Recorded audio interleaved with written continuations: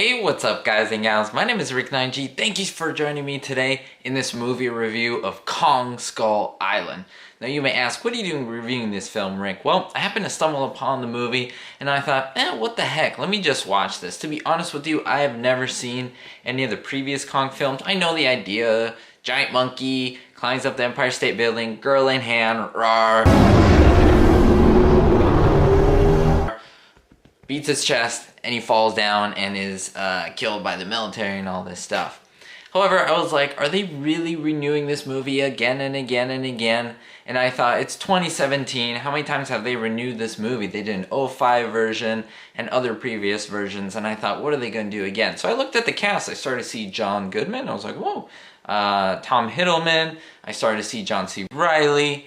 And just all these, Samuel L. Jackson, of course, and all these great names. And I thought to myself, hey, at worst, this is going to be a horrible movie with pretty good actors in it, and it'll be fun to watch. It'll be like kind of like a failure. So I wasn't going into this movie expecting much, so something that you have to keep in mind. So I'm really excited to go over this review. In case you're not familiar, I do other movie reviews as well as some other things. So go ahead and browse my channel, look at the movie playlist, and I think you'll find some things that you'll enjoy.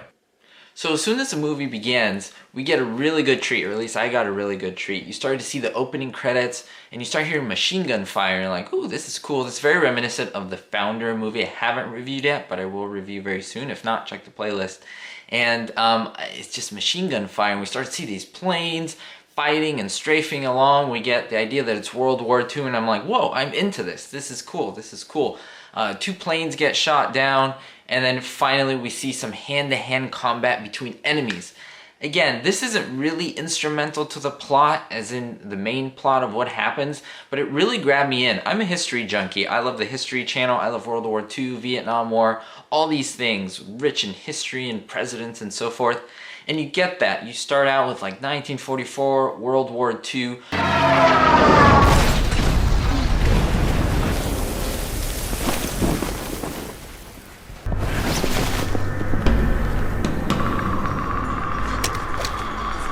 You get to see these bits and clips of history and presidents saying things morphed in with the movie, and it's done really, really, really well. And I was surprised, and I was like, this is the King Kong film? Like, really?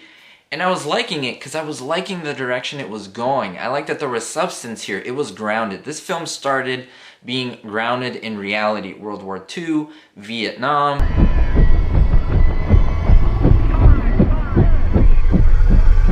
You start to see a real fight between enemies. So I was like, okay, so the writers did their homework. This is not just, okay, a film that starts out with a giant monkey. There are explanations for things and how this works. You may think, why is there a monkey? Why has no one found it on this Skull Island and all this stuff? Well, most of that gets answered, which is really good. It's very familiar to the concept if you've seen The Dark Knight, the Christian Nolan Batman series, where everything is grounded in realities. There's this, I mean, how real can Batman get? But the idea that his suit isn't just like a cloth suit. It's a military type advanced armor that he's using and so forth. Kind of similar in this aspect. And so there's a bit of an explanation there which I really liked. Then there's little things that I like. I think really great movies are separated by the little choices, but the little smart choices. Even the font that was used for naming different places. We jump from Vietnam, then we go to the US. We go to different places here and there. We go to Skull Island, and the font changes. The font gives a type of flavor to the film, which I think is really smart, as well as the music. We get a lot of great music. We get a lot of great music that is current with the times that the film is portraying. Of course, it goes into 1977. And we see a lot of great actors. Like I said, we see John Goodman, we see Samuel L. Jackson.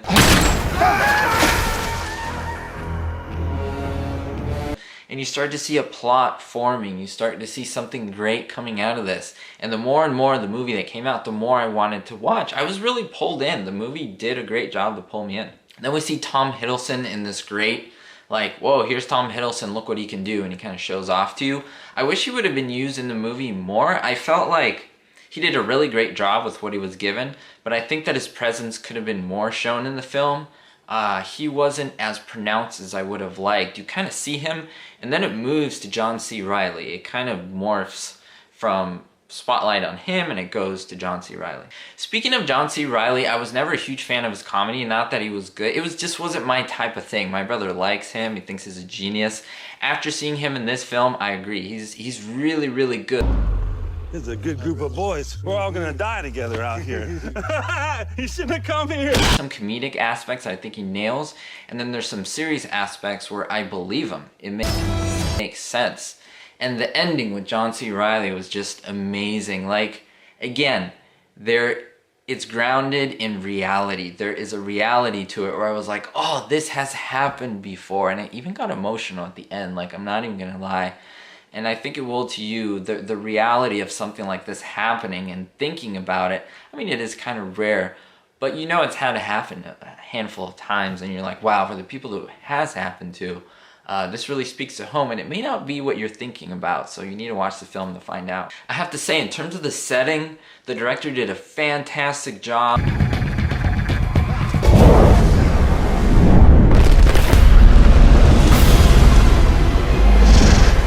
Of, I think, mixing CGI and practical, because there's obviously practical stuff and CGI. There's a lot of CGI, but it's really good. It's really, really good and very, very impressive. Again, Kong, you can tell at some points it's CGI, but other times it's like, whoa, that's really real hair, but then you're like, no, it can't be. That's CGI and so forth. So there's a lot of big monsters, not just Kong, and the story explains them. There's like an explanation for everything. So that's what I love, and if that's what you're looking for, then this is the movie for you. The movie takes itself, I would say, seriously. It's not a parody of itself or of the Kong series, I would say. Like, yes, there's some comedic moments, but there's a seriousness to the film. Of an island in the South Pacific. The place where myth and science meet. Of like, yeah, we're gonna try to make a good Kong film. To be honest with you, if I ever wanted to see a really good King Kong film, I think this is it. They hit it on the head. They nailed so many things. My brother, I remember, saw the Godzilla back, the older Godzilla, not the one with Bryan Cranston, and he literally fell asleep in the theater. This is not the type of movie with the same effect. Incredible shots, incredible scenery. I was really amazed. It was almost like a Jurassic Park type feeling of like, whoa. Keeps to himself mostly. Well, you don't go into someone's house. Grandioseness of everything. You get to hear some Clearwater Revival, which I think was great. They licensed some awesome music in this film. It wasn't cheesy, it was great. It was very Apocalypse Now type movie. It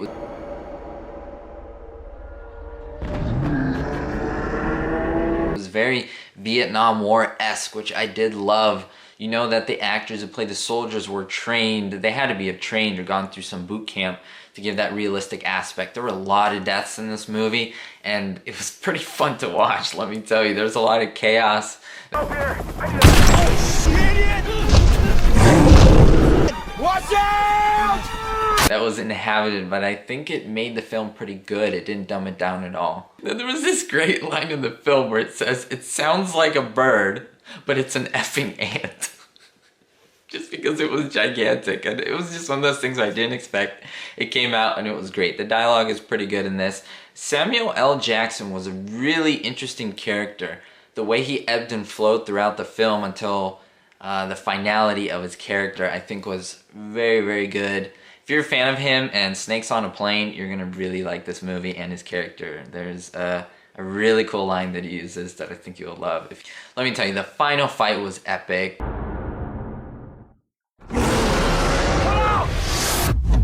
They nailed it.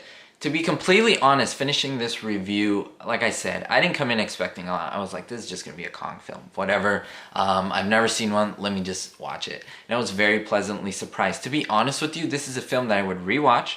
I'd want to rewatch right now. I'd want to show my family, my friends, be like, watch this really great movie. It's better than you think.